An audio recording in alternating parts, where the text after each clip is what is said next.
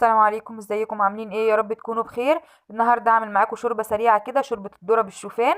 اول حاجه حطيت في طاسه كده صغيره او في كسرولة كده صغيره معلقه زبده ونص معلقه من زيت الزيتون، ونزلت عليها بصلايه متقطعه مكعبات صغيره.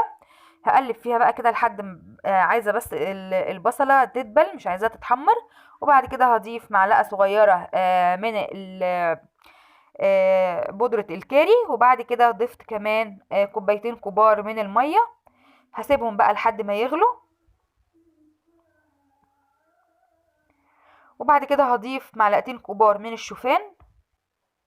انا حطيت شوفان حبة كاملة، ده كله هيتضرب في الخلاط في الاخر خالص.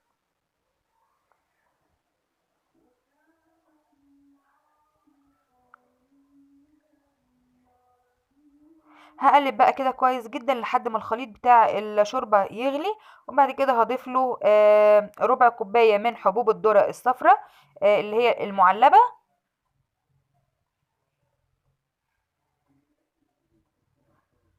وهضيف كمان نص كوباية من الكريمة او من الحليب. هظبط الملح الاول، حطيت رشة كده من الملح، وهضيف نص كوباية من الكريمة، او تقدري تضيفي نص كوباية من الحليب. هقلبها بقى كده لحد ما تغلي، وبعد كده هطفي عليها واسيبها لحد ما تبرد تماما.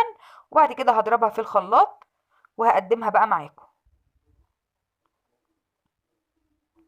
لو تحبوا تتقدم الشوربة بالشكل ده، في ناس بتحب الشوربة كده بتبقى حلوة كمان وبتشبع اكتر. بس انا بحب افضل ان انا اضربها في الخلاط وتكون قوامها قوام كريمي كده بالشكل ده كده. قوامها جميل جدا وناعم، وطعمها كمان لذيذ.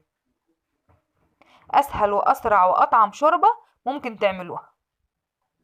هقدم بقى دلوقتي الشوربة بتاعتي، شوربة الذرة بالشوفان، وهزينها بقى بشوية حبوب ذرة صفرة كده. انا بالنسبة لي ديت اسرع شوربة لما اكون مستعجلة، وكمان اطعم شوربة ممكن اشربها او اقدمها لضيوفي في شهر رمضان. ودي الشوربة بتاعتنا، وشكرا.